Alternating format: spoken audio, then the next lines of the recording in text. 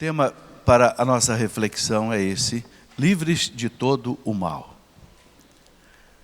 A igreja nos ensina que para combater o mal, nós temos que agir de duas maneiras: pelo caminho natural e pelo caminho sobrenatural.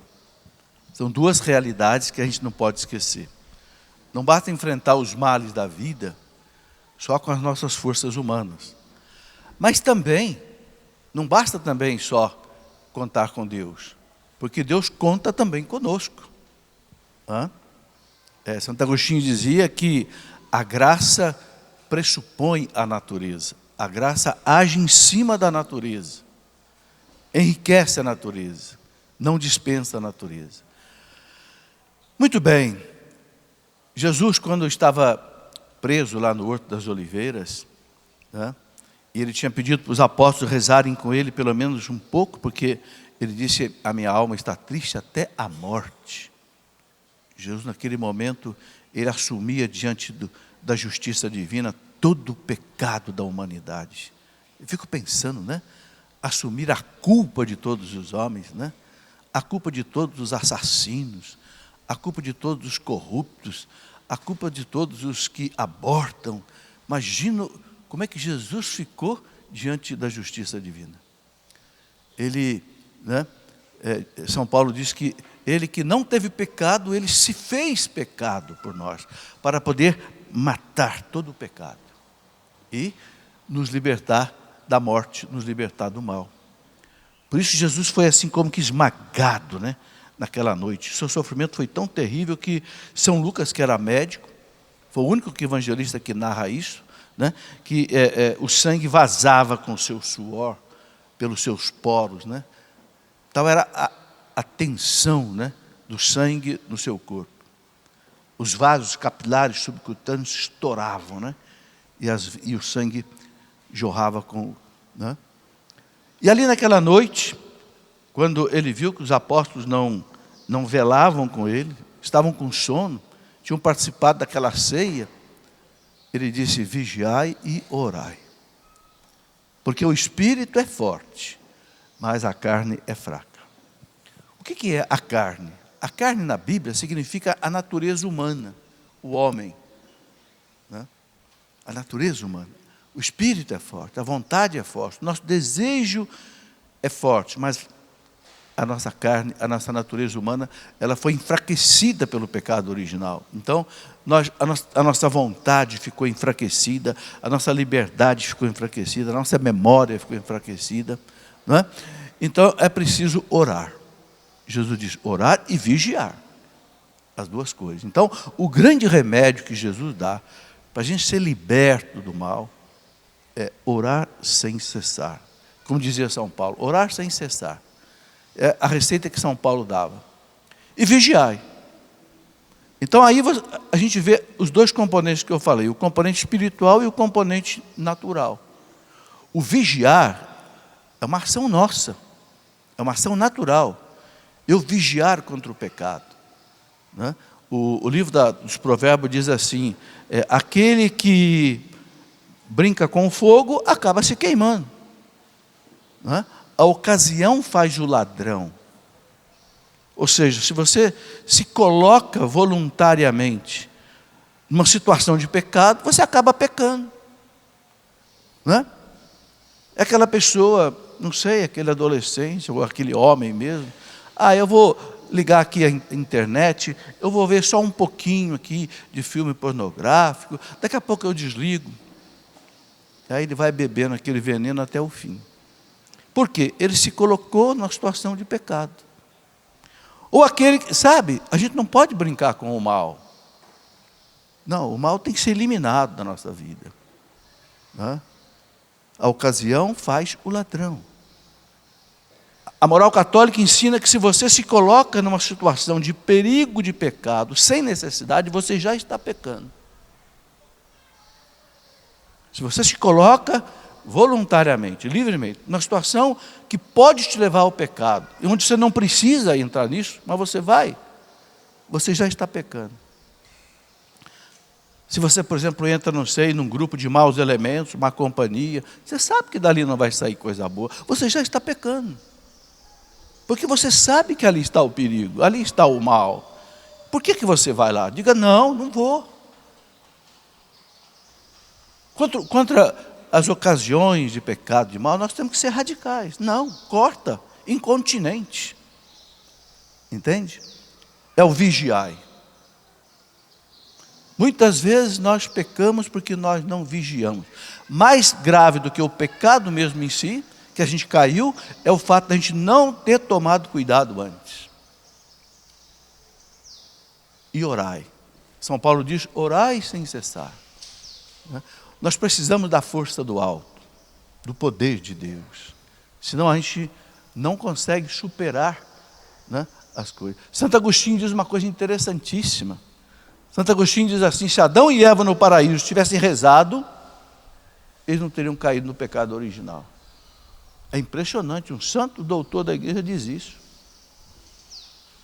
Pecaram porque se esqueceram de Deus e foram enfrentar o demônio sozinhos.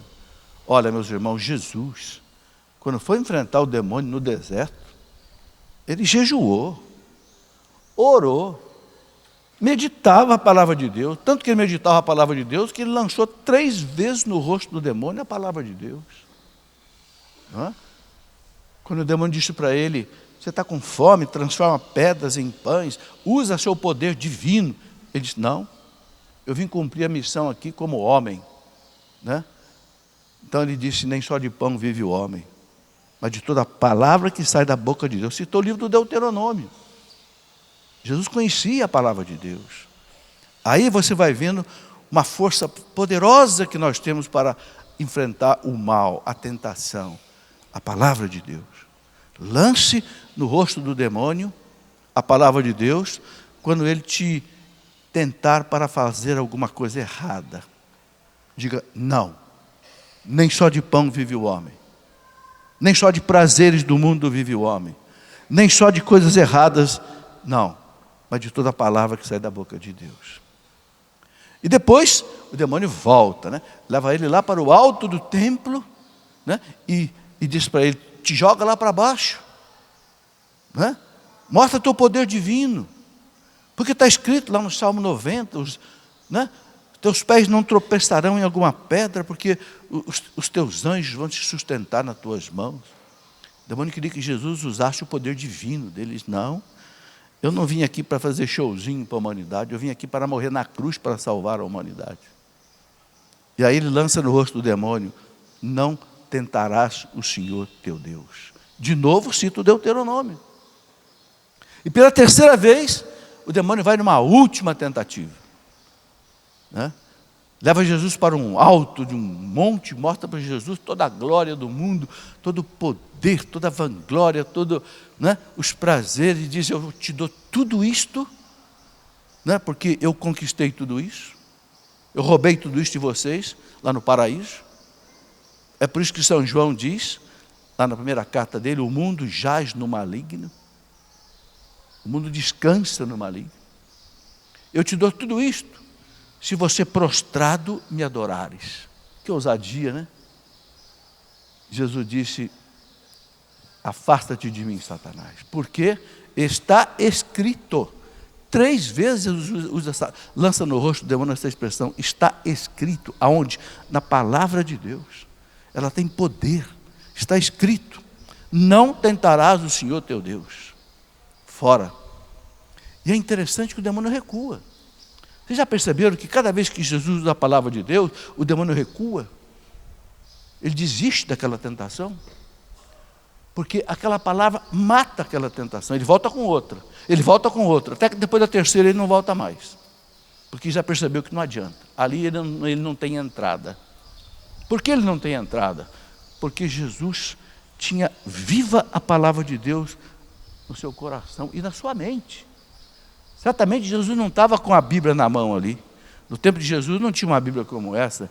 A Bíblia no tempo de Jesus eram rolos. Certamente Jesus não estava lá no deserto com a Bíblia, não. Ele estava com ela na cabeça. E lança no rosto do demônio. Então, aí nós temos um recurso poderoso contra a investida do mal, né? É a palavra de Deus. Sabe, meus irmãos, o demônio age muito em nós através da imaginação. Não é à toa que Victor Hugo, aquele filósofo francês, dizia que a imaginação é a louca da casa. Se você deixar ela solta, ela quebra tudo. É que nem um macaco em casa de louça. Já imaginaram, né? Soltar um macaquinho numa casa de louça, quebra tudo. A imaginação faz você ficar doido durante a noite. Uma formiguinha vira um elefante na sua cabeça. A preocupação que é desse tamanho, fica deste tamanho. Porque, sabe, um misto de miséria nossa, um misto de tentação, inferniza a cabeça da gente. E você não dorme, você perde o sono, você fica angustiado, o seu coração acelera. Tem gente que até morre do coração. Cuidado com a imaginação. Nossa imaginação tem que ser cuidada por Deus.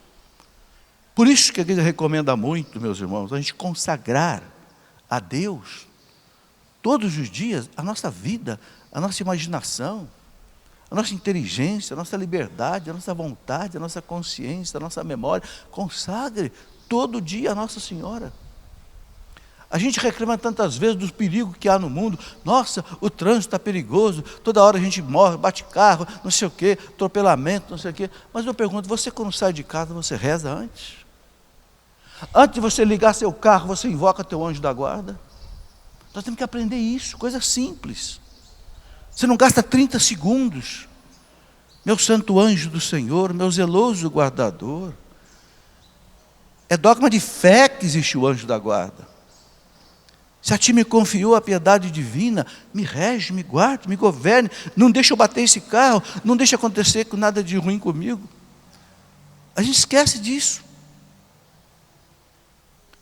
Uma das coisas piores que tem na vida dos cristãos é não rezar, ou então rezar mal. A gente tem pressa. A gente tem pressa. Sabe? Habitue a você acordar um pouco mais cedo, se for preciso, que seja 15 minutos, para você rezar 15 minutos. Rezar o quê? Eu vou dizer. Invoque o teu anjo da guarda. Invoque a Virgem Maria, que é aquela que tem poder de esmagar a cabeça do demônio. Invoque Nossa Senhora. Nossa Senhora, eu entrego este dia nas tuas mãos. Eu entrego esta viagem nas tuas mãos. E entrego esse trabalho difícil que eu vou fazer nas tuas mãos. Entrego essa tentação que eu estou sofrendo agora nas tuas mãos. Todos nós somos tentados. Se Jesus foi tentado, invocar, não é, os santos arcanjos. Que oração bonita que atravessou os séculos, né? São Miguel Arcanjo, defendei-nos no combate deste dia. Né? Defendei-nos no combate. Seja o nosso refúgio, né? Contra as maldades e as ciladas do demônio. Ordene-lhe Deus, humildemente o pedimos, vós príncipe da milícia celeste, pelo poder de Deus, precipite no inferno Satanás. O Papa Pio X compôs uma oração, Nossa Senhora, belíssima, uma oração que ele chama ela de Rainha do Céu, né? Augusta Rainha do Céu, Altíssima Soberana dos Anjos, que desde os primórdios recebeste de Deus o poder e a missão de esmagar a cabeça de Satanás, humildemente vos pedimos, enviai do céu as vossas santas legiões de anjos, para que sob o vosso comando dê combate a Satanás. Sabe, nós temos que rezar essas orações, todo dia, de manhã, no meio do dia, à noite. Sabe, nós queremos ter proteção de Deus, mas não pedimos proteção de Deus. Isso também é uma tentação. É uma tentação não rezar. É uma tentação não achar tempo para rezar. É tentação você não conseguir parar para rezar. Ah, não, é mais importante esse trabalho que eu estou fazendo aqui. Não posso parar. Para 5 minutos, que seja 10 minutos. É por isso, meus irmãos, que a igreja ensina a liturgia das horas. Todo clero é obrigado a rezar a liturgia das horas, de 3 em 3 horas. Tem lá nas matinas, na madrugada. Depois vem as laudes, 6 horas da manhã. Depois vem a terça, na hora terceira, às 9 horas. depois vem ao meio-dia, né? A sexta, depois a noa, às 3 da tarde, depois as vésperas, às 6 da tarde, depois a completas, às 9 da noite. Por quê? Claro, mais do que nós que somos leigos, quem são tentados são os padres, são os bispos. Claro, eles são os ministros de Deus, eles são os guias da igreja, eles são aqueles que são mais tentados, não tenha dúvida disso não. Eles têm poder de perdoar os nossos pecados, eles têm poder de consagrar a Eucaristia. E aí também, com todo o respeito aos sacerdotes, eu digo, tem muitos sacerdotes que afundam porque também não rezam. Um grande abade, né? Dom Chotard.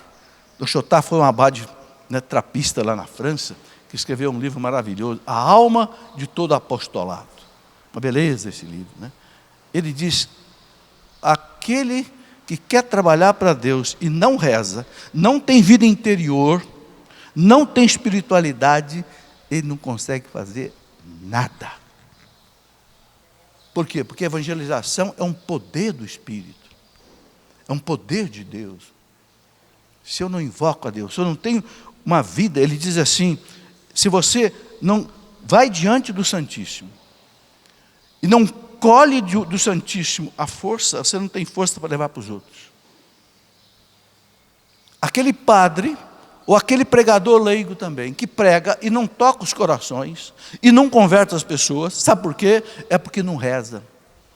Porque ele passa as palavras humanas para a pessoa, e a palavra humana não tem poder. Mas quando diante do Santíssimo, quando diante da Sagrada Eucaristia que você recebeu, você deixa o Cristo falar para você, e você pega esta palavra e passa para os outros, essa palavra transforma. É o que diz Dom Chotard, né? Nesse livro dele, A Alma de Todo Apostolado. É um livro clássico, né? Maravilhoso. Então, a gente vence o mal, meus irmãos, com a força de Deus e com a nossa força, com a nossa disciplina. Por que a igreja ela tem uma disciplina severa? Por quê? Porque é a nossa parte humana. Hoje essa disciplina até diminuiu um pouco, mas eu me lembro, por exemplo, né, como eram os seminários antigamente. Converse com o padre Jonas. O senhor Jonas entrou no seminário com 10 anos de idade, aqui em Lavrinhas. Acordava a que horas? 5 horas da manhã. Tomava um banho gelado. Tinha educação física, tinha não sei o quê. Aquela disciplina rigorosa, almoço na hora certa, sono na hora certa, estudo na hora certa, disciplina. Por isso que saiu um gigante. Não só porque ele recebeu o poder do Espírito sobre ele, sim, mas porque a parte humana dele também é muito forte. Vemos aí um homem com 80 anos de idade, que completa este ano, no leme da Canção Nova aí. Então, essa disciplina pessoal, nós temos que tomar cuidado. O mundo moderno nos deixou muito relaxado. O mundo moderno é o mundo do deleite. Nós queremos desfrutar de todos os prazeres do mundo. As pessoas não querem mais que se fale de sacrifício, de penitência, de jejum, não. As pessoas querem, né, carpe diem, como dizia o latim, gozar a vida. Sabe, gente, isso amolece a gente, isso enfraquece a gente. O cristão não pode ser assim.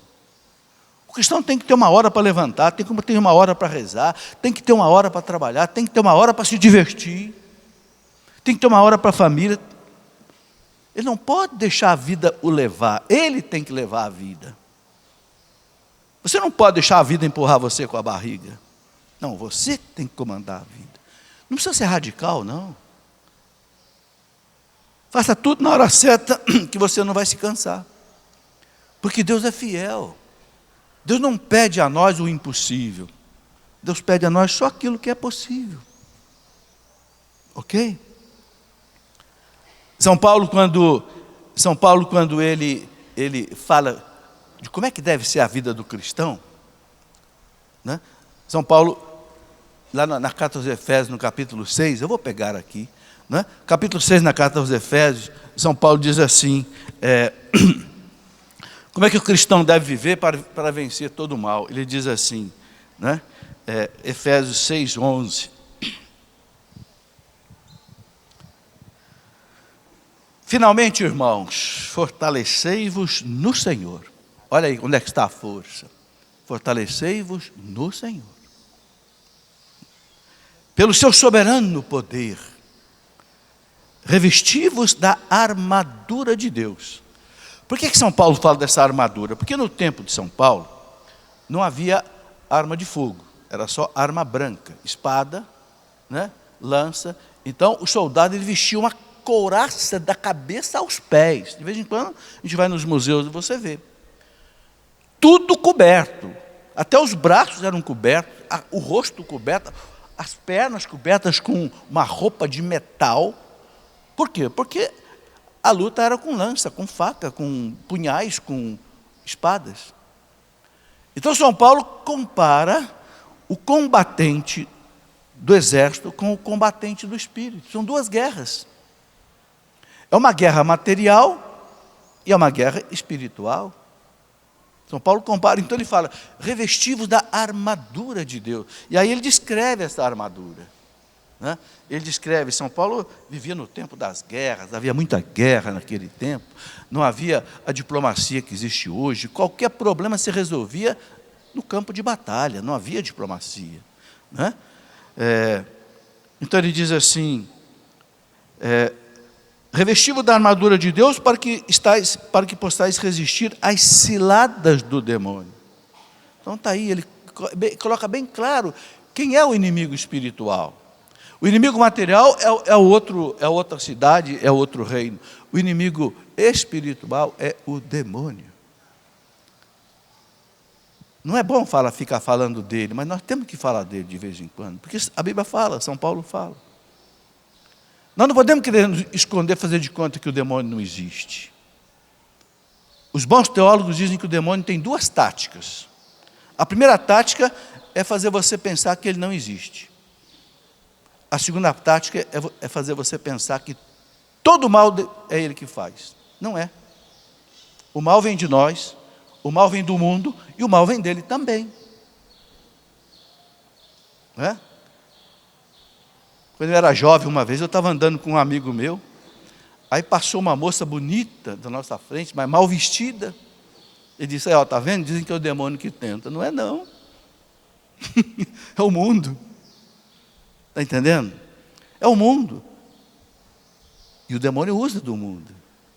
Então São Paulo diz, revesti-vos da armadura de Deus para resistir às ciladas. O que é cilada? Cilada é tentação. Sabe, gente, o demônio não age pela violência contra nós. São raríssimos os casos que o demônio usa violência, possessão, ou ele bate em alguém. Houve santos que apanhavam do demônio. É verdade. Mas e são os santos? Deus só permite para os santos, porque o santo tem resistência, nós não temos. Então Deus, na sua misericórdia, não deixa o demônio bater na gente. Combatia em alguns santos, o curador, puxava o curador pelo pé. Mas ele era santo, ele tinha força espiritual para vencer, porque Deus deixa o demônio agir conforme a nossa força, também tem isso, Deus é fiel. Mas as ciladas, o que é? A tentação. A tentação é para todo mundo. Então, ele não vem pela violência, ele vem pela sedução. Aprenda isso, o demônio é o sedutor. Ele seduziu Eva. Ele mentiu para Eva. E a sedução dele é baseada na mentira. Sempre na mentira. Porque ele é o pai da mentira, Jesus disse. João 8,44. Ele é o pai da mentira. Quando ele mente, ele fala daquilo que lhe é próprio. Ou seja, assim como o ser do Espírito Santo é a verdade, o ser do demônio é a mentira. São duas realidades. A verdade e a mentira. Então ele mentiu para Eva. O quê? O Senhor Deus diz que você não pode comer essa fruta? Esse Deus não é malvado. Esse Deus é bandido. Ele sabe que o dia que você comer dessa fruta, seus olhos vão se abrir e você vai ser como Deus. Desde quando o homem pode ser Deus? Desde quando a criatura pode ser criador? Mentiroso. E Eva,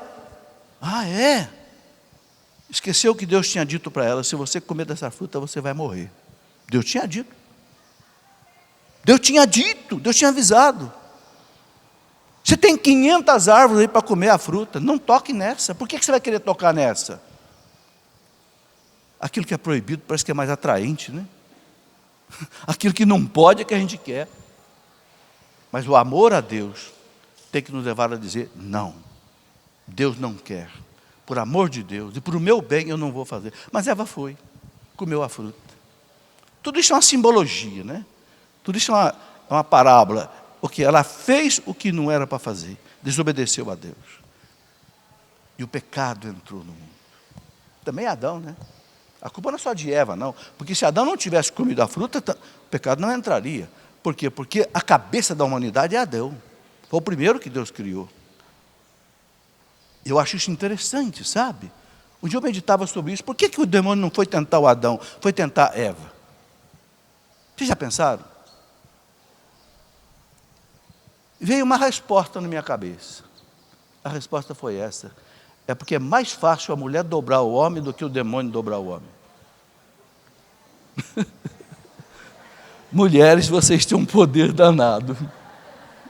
Eu tinha um amigo que dizia que no casamento a cabeça é o marido, mas o pescoço é a mulher. Leva a cabeça para onde quer. Gente, o poder da mulher é extraordinário.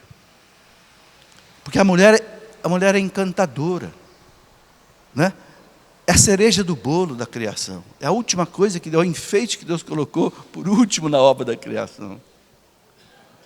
O livro do Eclesiástico, no capítulo 26, o livro do Eclesiástico diz assim: feliz daquele homem que se casou com uma boa mulher, porque ela vai duplicar os anos da sua vida.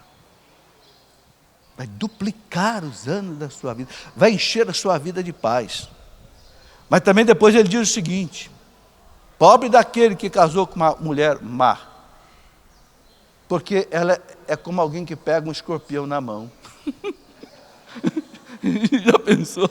Você pegar um escorpião na mão? Meus irmãos, a mulher leva um homem para o céu ou leva para o inferno. Eu fui casado 40 anos. Eu sei o que eu estou dizendo. Então ele foi na Eva. Porque Eva levou para o Adão.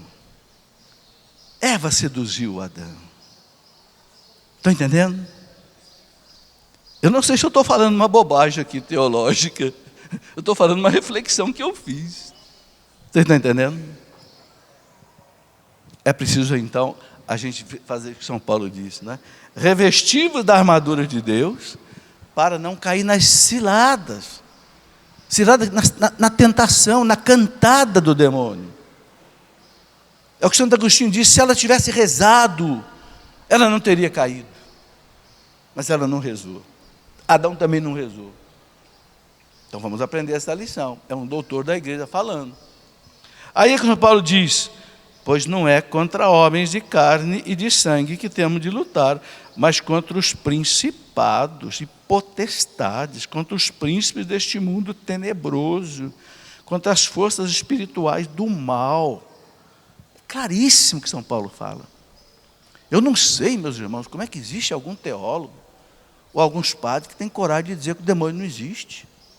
Tem que rasgar a Bíblia, tem que queimar a Bíblia inteirinha para dizer que o demônio não existe. Tem que abandonar toda a tradição da igreja. Tem que esquecer tudo que os santos disseram. Tem que esquecer todo o magistério da igreja para dizer que o demônio não existe ou o demônio não age. Eu me lembro uma vez de ver uma entrevista do padre Quevedo na televisão negando o demônio, negando a ação do demônio. Meu Deus, um jesuíta, um homem que tem uma formação maravilhosa. Chega a esse ponto. A parapsicologia entornou a cabeça dele, a ponto dele ele querer jogar a parapsicologia acima da teologia e negar a existência, a ação do demônio. Que coisa horrível. Está aqui a palavra de Deus dizendo, né? As ciladas do demônio. E continua São Paulo. Aqui que eu queria então desdobrar um pouco. Ele aqui começa a falar de como é que é essa armadura do soldado do tempo dele, e qual é a armadura do soldado espiritual de hoje. Então ele diz assim: tomai, né, portanto, a armadura de Deus, para que possais resistir nos dias maus. O que é esses dias maus, hein? É aquele dia que você está meio para baixo. É aquele dia que você está preocupado. É aquele dia que chove 3 dias, o céu fica embaçado, você entra em depressão às vezes. Muita gente fica triste quando chove sem parar, quando choveu esses dias, né? É os dias maus. São Paulo fala, olha que interessante, né? Para que possais resistir nos dias maus e manter-vos inabaláveis, de pé, no cumprimento do vosso dever. A primeira coisa é que quando a gente é abatido, a gente deixa o dever. Não reza, não estuda, não trabalha, tem vontade de ir para a cama, só dormir. Não é assim? É a natureza humana enfraquecida. Você não pode dizer, não, vamos resistir no dia mau, com a armadura de Deus, para não deixar de cumprir o dever. Gente, muitas vezes nós somos chamados para fazer uma pregação, para pregar um retiro, e é exatamente nessa hora que o demônio quer pegar no seu pé. É nessa hora que você tem que dizer, eu vou, em nome de Jesus. Entendeu? Na fé. É resistir à cilada do mal. Eu digo isso, gente, de experiência própria. Quantas vezes eu tinha que pegar aí um avião para ir longe pregar, e daí vinha uma gripe, vinha um resfriado, vinha uma rouquidão. Eu dizia, eu vou. Nem que chegue lá e eu não possa falar, mas eu vou. Eu não vou desistir antes de eu chegar lá, não. Porque a tentação quer fazer você desistir. Desistir de cumprir o seu dever.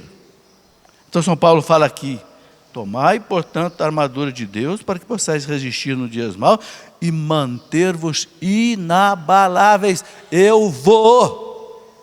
Em nome de Jesus, eu vou. Eu sou uma miséria, eu sou uma fraqueza, mas eu vou. Entenderam? Manter-vos inabaláveis. Ele fala no quê? No cumprimento do vosso dever. E aí ele continua. Agora ele vai descrever. Ficai alerta. A cintura cingidos com a verdade. A cintura, né?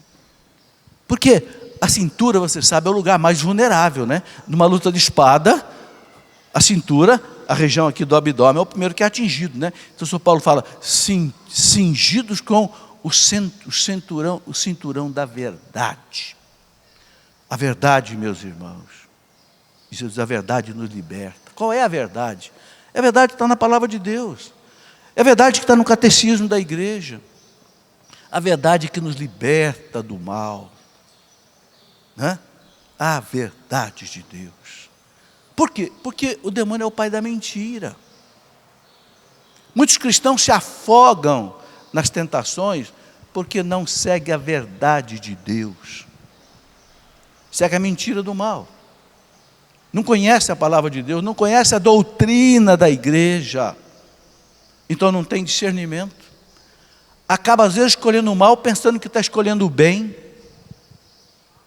Gente, o que o nosso povo católico tem de dúvida é uma coisa impressionante. Eu faço um programa aqui na Canção Nova, às quartas-feiras, às 16h, chamado Pergunte e Responderemos. Tem milhares de perguntas na fila. Milhares. O que significa isso? Que tudo que nosso povo católico tem é dúvida. E por que nosso povo católico tem dúvida? Porque nosso povo católico não recebeu uma boa formação. Não teve uma boa catequese, não teve uma boa evangelização. Não estou culpando ninguém, não. Estou tirando uma conclusão. É o óbvio. Porque uma pessoa que é cheia de dúvida é uma pessoa que tem pouca formação. Papa Paulo VI, ou melhor, Papa Bento XVI dizia que o maior problema da igreja católica no Brasil é a ignorância religiosa. O povo não conhece a sua fé. Não conhece o credo direito, que significa os dogmas. Não conhece toda a teologia sacramental. Não conhece a teologia moral. Não conhece a história da igreja. Não conhece a escatologia, o que vem depois da morte. E faz uma confusão, e se deixa levar pelos ensinamentos dos falsos profetas, dos falsos doutores, das seitas, e fica uma confusão na cabeça e na vida. Então São Paulo fala, use o cinturão da verdade, porque aqui a espada não entra. A espada entra pela mentira. Tudo isso é parabólico, né? Tudo isso vocês estão entendendo, é metafórico, né? É uma alegoria que São Paulo está fazendo. Aí ele continua dizendo assim,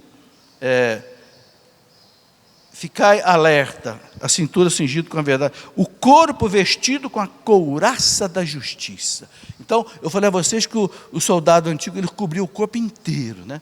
O gladiador, tá? Então, o São Paulo fala, vestir o corpo com a couraça da justiça. O que é a justiça? A justiça é a retidão, aquilo que nossos avós chamavam de caráter.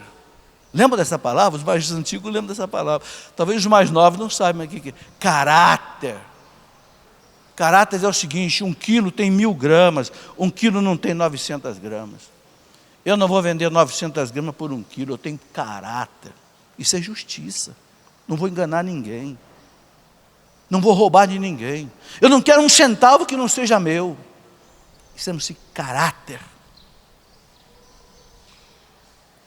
Eu me lembro que uma vez eu fui na feira, nós éramos pequenos, um dos meus irmãos passou a mão numa maçã, naquele tempo maçã era coisa rara, vinha embrulhada num papelzinho assim, vinha da Argentina, no Brasil não tinha maçã. Meu pai viu e disse, que é isso? Aí eu, volta lá já.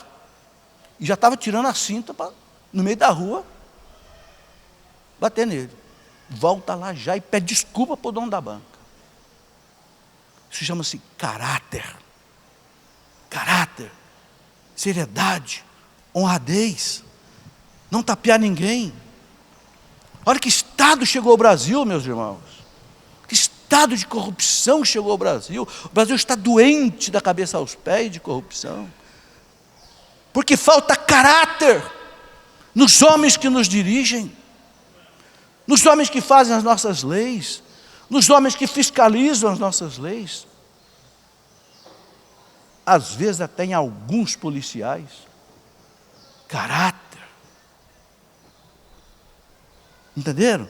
Então, São Paulo diz, veste o corpo com a armadura da justiça. Lembra como é que Deus chama São José? Era um homem justo. A palavra justo na Bíblia é sinônimo de santo. Era um homem santo. Então, meus irmãos, o que nos defende do mal é a santidade.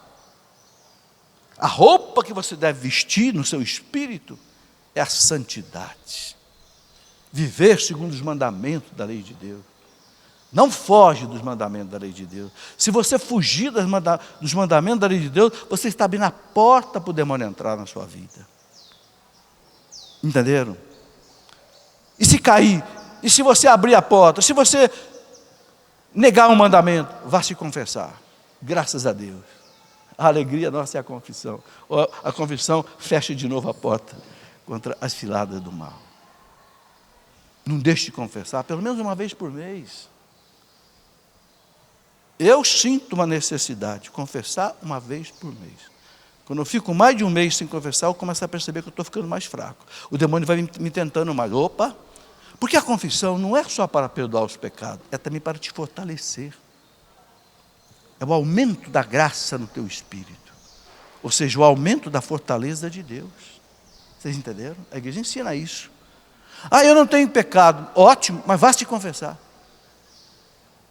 Porque se você não tem pecado, você vai ser revestido com a graça de Deus mais ainda. É como a Eucaristia também. Remédio e sustento para a nossa vida. Remédio, cura e sustento, dá força para a nossa vida. Meus irmãos, são essas coisas que ajudam a gente a vencer o mal. São essas coisas. Entenderam? Essas práticas religiosas. O Papa João Paulo II dizia que a igreja nos existe para nos levar à santidade.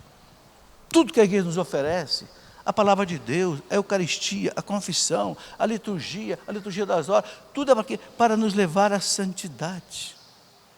Para que a gente seja inabalável diante das ciladas do mal. E São Paulo diz ainda aqui, ficai alerta, né? Ele diz, o corpo vestido com a couraça da justiça e os pés calçados de prontidão para anunciar o evangelho da paz. A bota do soldado. Qual é a bota do soldado para São Paulo? Né? Nos pés. O zelo em falar de Deus. o zelo em propagar o Evangelho, o zelo em você ser um evangelizador. Isso também te dá força, né? O profeta Isaías diz lá: quão belos e formosos são os pés daqueles que anunciam a paz, o Evangelho, né? Então São Paulo coloca aí nos pés do soldado cristão o desejo de evangelizar, o desejo de falar de Deus para as pessoas. Meus irmãos, não tem nada melhor que você possa dar para alguém do que Deus. Tem alguma coisa melhor do que Deus? Não tem.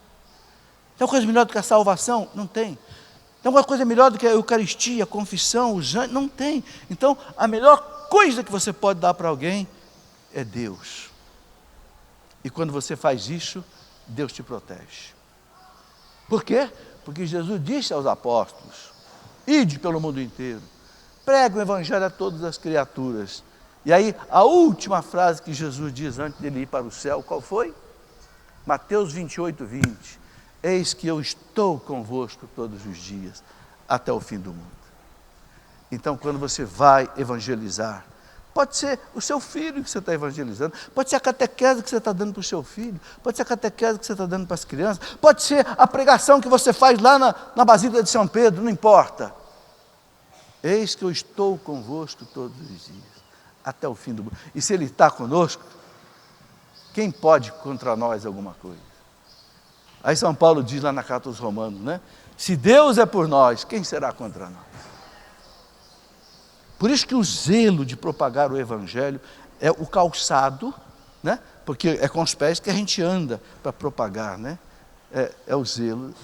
E aí ele coloca aqui mais o seguinte: sobretudo, embraçai o escudo da fé, com que possais apagar todos os dardos inflamados do maligno. Tomai, enfim, o capacete da salvação e a espada do Espírito, isto é, a palavra de Deus. Então, mais 3 comparações. Olha, uma comparação que ele faz é o seguinte: tomar o escudo da fé. Guarda isso. Segundo, o capacete da salvação. O soldado tem o escudo, o soldado tem o capacete, e o soldado tem a espada.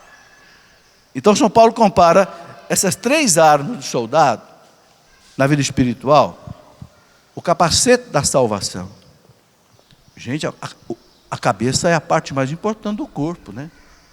Hoje já tem capacete para andar de bicicleta, capacete para motocicleta, capacete para trabalhar na engenharia civil, porque se bater a cabeça é um perigo, né? Então São Paulo fala: o capacete da salvação, ou seja, a cabeça ela pensa, a cabeça decide. Então o que a cabeça deve buscar? A salvação. Eu devo buscar a minha salvação. Os missionários, quando terminavam uma missão antigamente, hoje a gente não vê mais as missões como era antigamente. Antigamente tinha as missões maravilhosas. Eu era menino, acompanhava meus pais. O missionário, quando ficava uma semana numa cidade, pregando, confessando todo mundo, era um mutirão de salvação. Quando eles iam embora, eles deixavam uma cruz, e escrito na cruz, sabe o quê? Salva a tua alma. E iam embora. Salva a tua alma. Então, o capacete da salvação. Nós temos uma alma a ser salva. Nós temos uma vida eterna a ganhar. Essa tem que ser a nossa preocupação. Não vou cair no pecado. Não vou me vender ao pecado. Não vou me vender a um prazer passageiro que eu vou trocar por um prazer eterno. É o capacete da salvação. E São Paulo fala o escudo da fé, com os quais poder anular os dardos, as flechas inflamadas do inimigo. O escudo da fé, a fé, meus irmãos. São João diz lá na carta dele, não é? Esta é a vitória que vence o mundo, a nossa fé. A fé, o que é a fé? A fé é confiar em Deus. A fé é abandonar-se nas mãos de Deus. Ah, mas eu sou fraco, eu não consigo. Vá, exercite, comece a fazer isso, aos poucos. A fé vai crescendo que nem uma plantinha. Quanto mais você se joga em Deus, quanto mais você confia em Deus, quanto mais você reza, mais a fé vai crescendo. A fé é uma planta e cresce dentro da gente, na nossa alma, né? A fé. São Paulo diz, né? O justo vive pela fé. Sem fé é impossível agradar a Deus. Está lá na carta, né?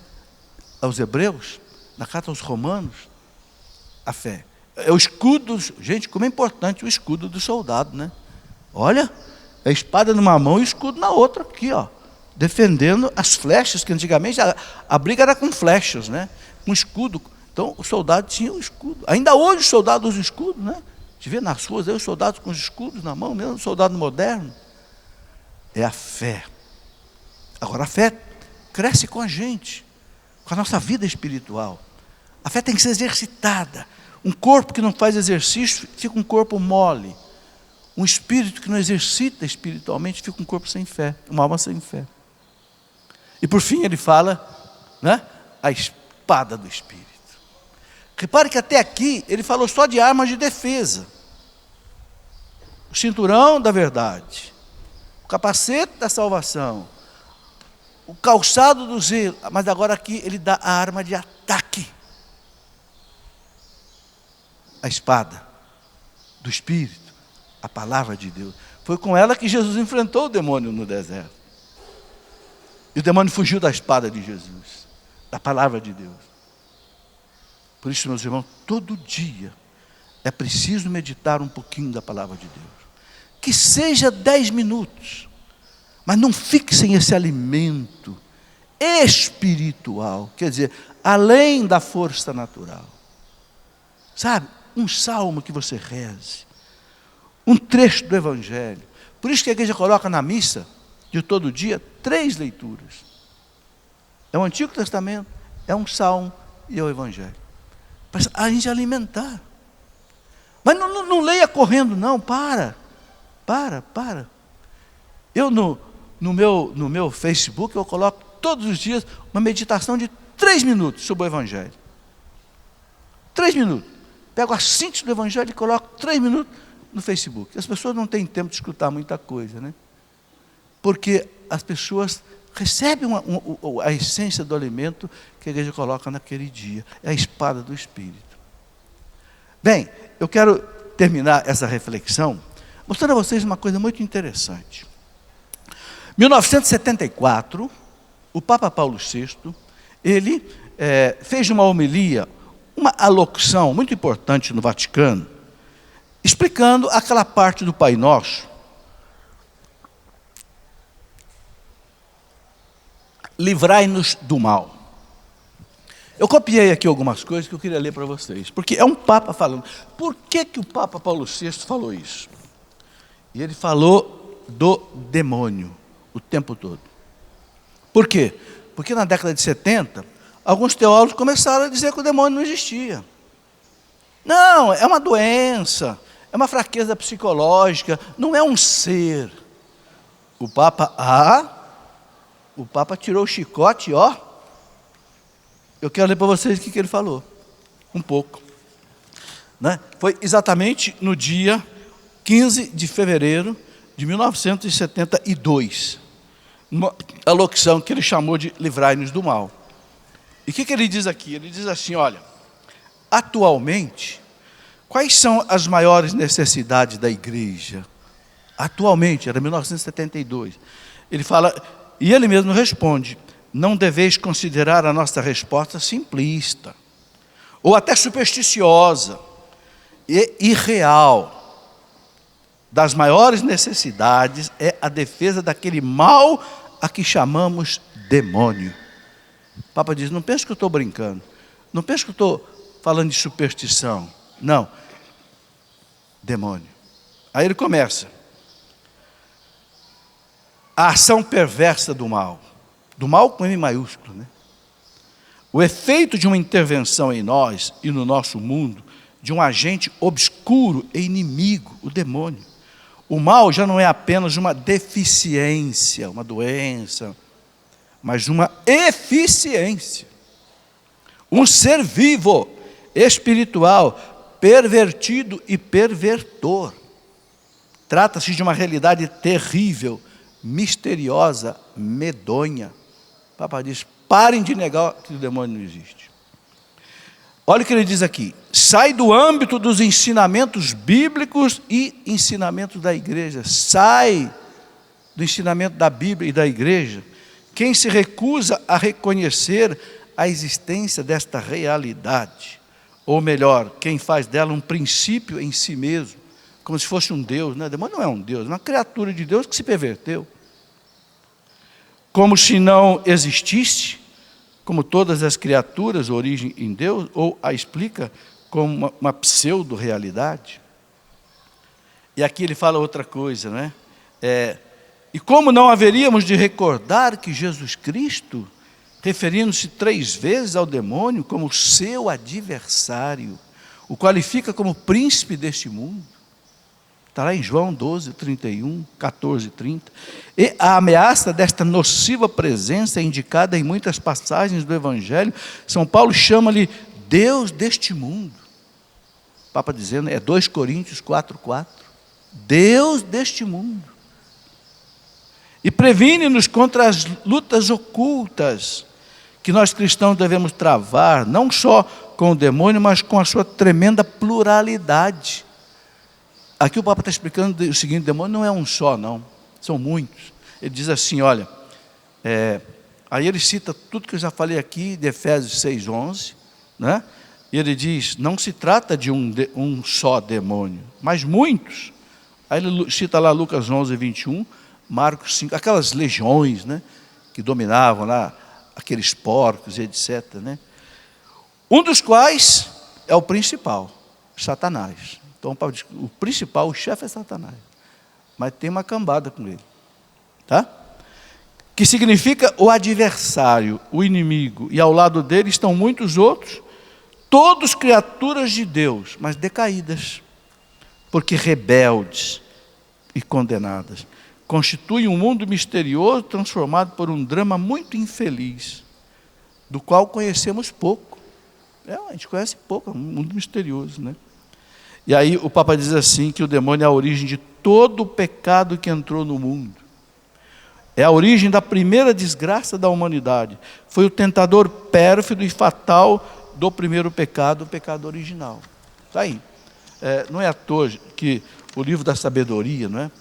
O livro da sabedoria, o capítulo 2, no versículo 23, ele diz assim que Deus nos criou para a imortalidade. Foi por inveja do demônio que a morte entrou no mundo. Não era para nós morrermos como nós morremos hoje, mas é por inveja do demônio que ele foi tentar os nossos primeiros pais. Sabe, meus irmãos, isso tudo é difícil de entender, mas tudo isso é verdade de fé, é verdade, é dogma, que há 2000 anos o Espírito Santo ensina para a igreja, e que ninguém pode negar. Depois o Papa continua dizendo assim, ele é o inimigo número 1, o tentador por excelência. Sabemos, portanto, que este mesquinho perturbador existe realmente e que atua com astúcia traiçoeira.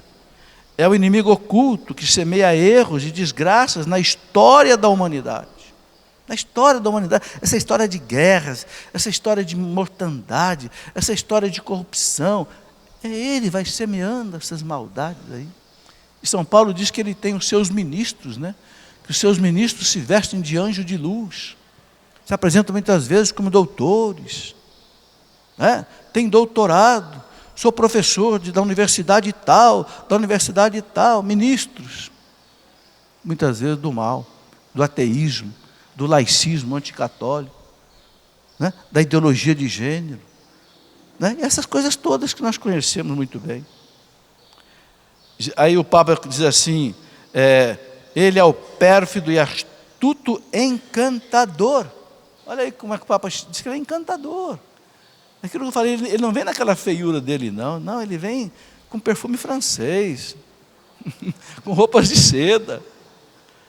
Ele é o pérfido e astuto encantador, que sabe insinuar-se em nós através dos sentidos, da fantasia e da concupiscência. Olha, através do que ele nos tenta, o Papa diz, através dos sentidos.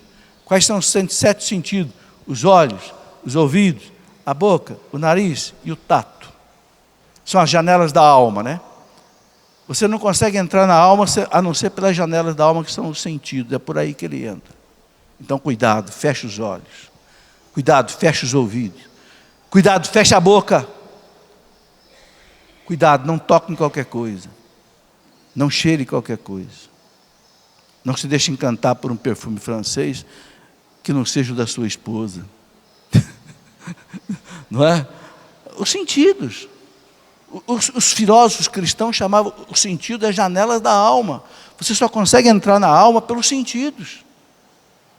Porque a alma ela está no corpo. É isso que o Papa fala aqui.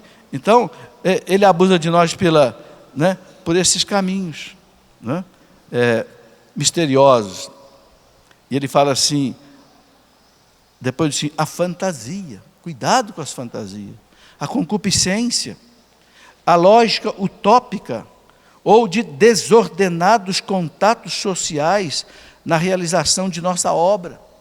Cuidado com os contatos sociais na realização da sua obra, os seus negócios. Vou fazer um negócio aqui. Ele está me oferecendo algo muito legal, tal, mas será que não tem nada errado atrás disso? Será que não tem uma corrupção atrás disso? Será que eu não estou prejudicando alguém atrás disso? Então o Papa diz, é aí que ele vai entrando, também nos nossos negócios sociais. Tá? Para introduzir neles desvios, tão nocivos quanto na aparência, conforme as nossas estruturas físicas ou psíquicas, ou as nossas profundas aspirações. Né? Paulo VI ensina que nem todo pecado é obra direta do demônio. Aquilo que eu falei, não é só ele o culpado. Mas lembra-nos que aquele que não vigia com certo rigor moral a si mesmo é a vigilância. Se expõe ao influxo do mysterium iniquitatis, ou seja, o mistério da iniquidade, ao qual São Paulo se refere em 2 Tessalonicenses 2:3. Né? Sabe, meus irmãos, é muito bonita essa locução do Papa. É fácil você encontrá-la. No meu site tem, Salticleofas tem. Eu passei aqui também para o portal da Canção Nova publicar esse texto. Né? Não vou ter tempo de ler tudo, mas o Papa faz um raio-x da existência do demônio e da ação do demônio. Sabe? Para que ninguém desminta essa triste realidade. Eu sei, sabe, que é ruim ficar falando dessas coisas, né? Eu também não gosto não, sabe? Mas tem uma coisa, a gente tem que saber que o veneno existe. Porque uma estratégia do mal... ele não existe. Se ele não existe, se eu falar para você, olha, na sua cidade não tem ladrão. Você vai dormir com a porta aberta. Não vai? E o ladrão existe e vai entrar na tua casa, porque você não fechou a porta. Então tem que dizer para você, o ladrão existe e é um assassino. Aí você tranca a sua porta. Entenderam? É ruim ficar falando de ladrão, né? Mas a gente tem que avisar que ele existe. Jesus disse que ele veio para roubar, matar e destruir. Eu sou o bom pastor, ele é o mau. Ele vem para roubar, matar e destruir. Ok? Então, gente, nós estamos vivendo nessa semana, né, de novembro, aqui, tivemos aqui o acampamento, né, sobre cura, libertação. Né? Todas essas coisas são muito importantes para a gente poder viver em paz. Né? Agora tem uma coisa que nós precisamos dizer também no final dessa nossa conversa. O demônio não tem todo o poder. O catecismo fala, ele não é um antideus. Ele é uma criatura submissa a Deus. Mas por que Deus deixa ele agir? Nos desígnios de Deus, Deus não tira a liberdade das criaturas que ele criou. Ele criou o demônio como um anjo, poderoso. E o anjo se rebelou. Ele continua anjo, continua com poder. Fazendo coisas erradas, mas Deus não tira o poder dele. Agora tem uma coisa. Ele não age contra nós se Deus não permite. Ou se nós não permitimos também, né? E aí o livro de Jó explica isso muito bem. Deus estava lá, o demônio chegou, Satanás chegou e desafiou Deus para tentar o Jó. Deus disse, tá bom, eu autorizo. Senão o demônio não tocava no Jó, não. E Deus autorizou porque sabia que o Jó era forte. Porque quando Deus permite o demônio agir, e a gente o vence pela oração, pela vigilância, ele sai com a cara quebrada, dizia Santa Teresa. Ele sai com a cara quebrada. Ele sai mais fraco e a gente sai mais forte. Então, não há que ter medo. Não. São João diz, aquele que está em nós é maior do que aquele que está no mundo. Uma tática do demônio é colocar medo na gente. Não tenha medo. Jesus disse muitas vezes no Evangelho: não temas, creia somente. Não temas, homens de pouca fé. O medo vem da fraqueza da fé. Então não temas. Não. Em nome de Jesus, pela proteção da Virgem Maria, pela proteção dos seus anjos, né? Não temerei mal algum. Reza lá o Salmo 90 na hora da dificuldade. Ele não tem todo o poder. E tem uma coisa: quando Deus permite o demônio agir, dizem os santos, Deus sabe do mal dele tirar um bem maior. Deus usa, meus irmãos, até o demônio para fazer algumas obras. É verdade. Às vezes é numa ação do mal que a gente permite que ele haja por nossa, às vezes, própria culpa. Mas se a gente recorre a Deus, Deus transforma o mal em bem. Deus é o especialista de transformar o mal em bem, quando a gente se entrega nas mãos dele. É o que São Paulo resume dizendo: tudo concorre para o bem daqueles que amam a Deus. Tudo concorre para o bem daqueles que amam a Deus. Então, nesse combate contra o mal, seja o mal físico, o mal da doença, seja o mal psicológico. Hoje, quanta gente aí sofrendo, né, com depressão, com tristezas, né? Quanta gente hoje, meus irmãos, indo para o suicídio. Eu tenho lido algumas matérias sobre suicídio. Está crescendo violentamente no mundo o suicídio. E suicídio de gente jovens, sabe, meio desencantado com a vida. Parece que a vida não tem mais sentido. Então, parte para um suicídio. Meu Deus, desde quando a morte pode ser solução para um problema da vida? Não.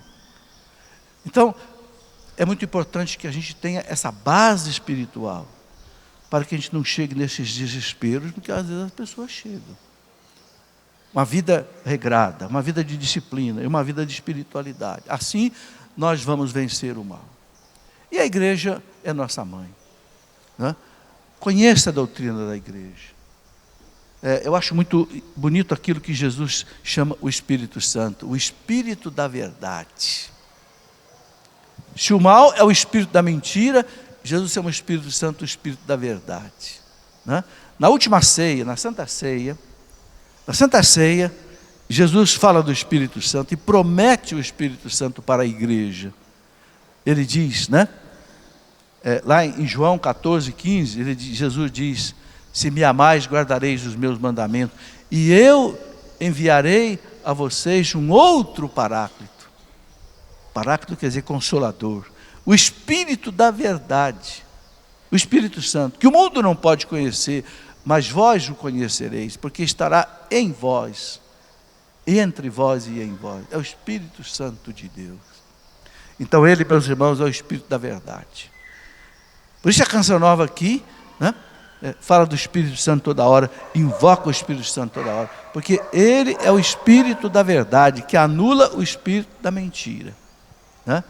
Jesus disse para a igreja: ele ensinar-vos-á todas as coisas.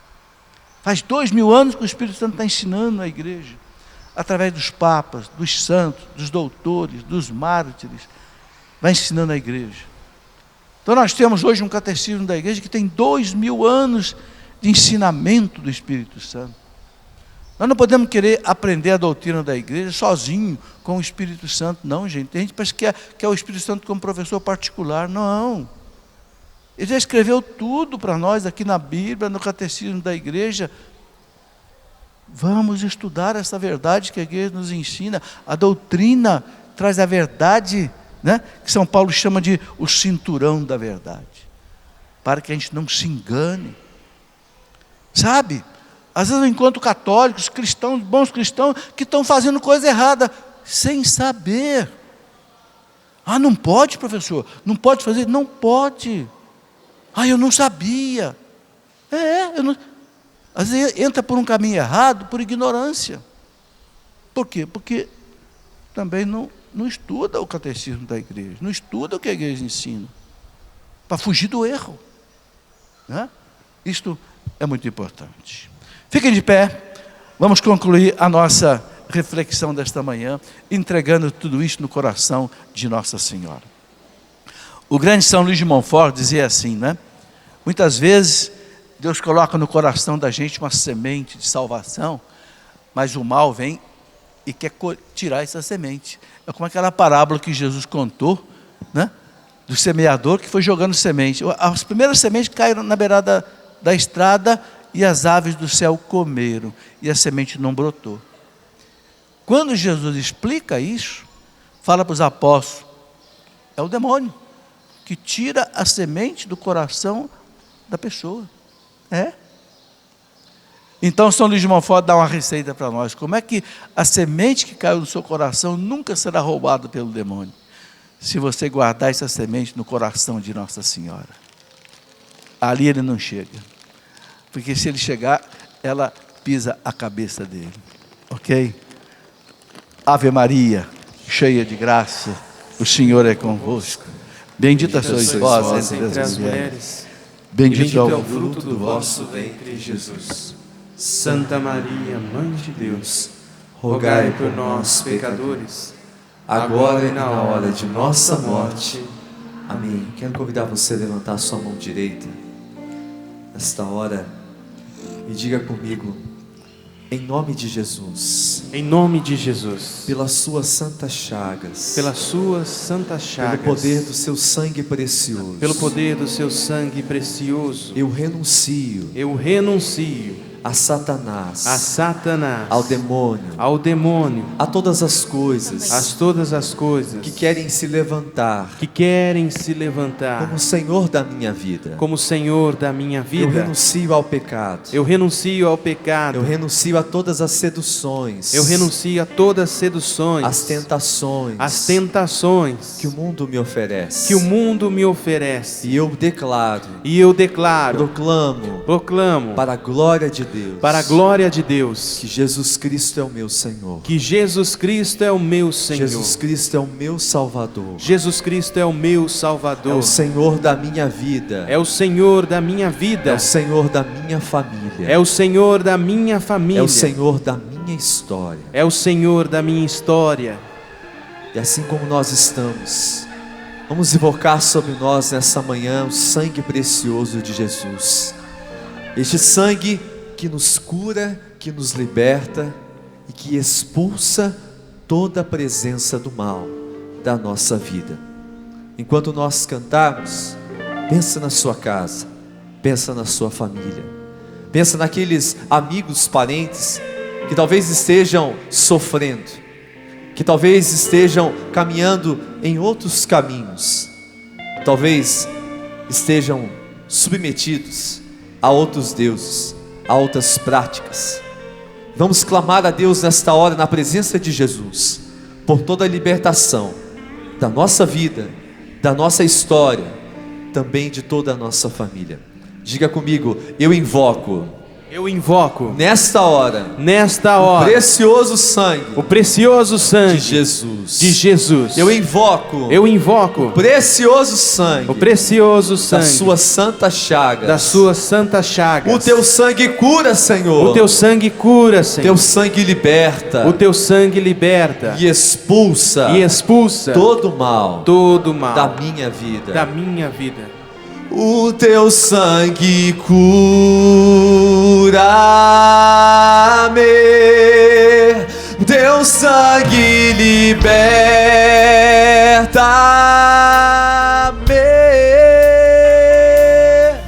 e expulsa todo o mal da minha vida.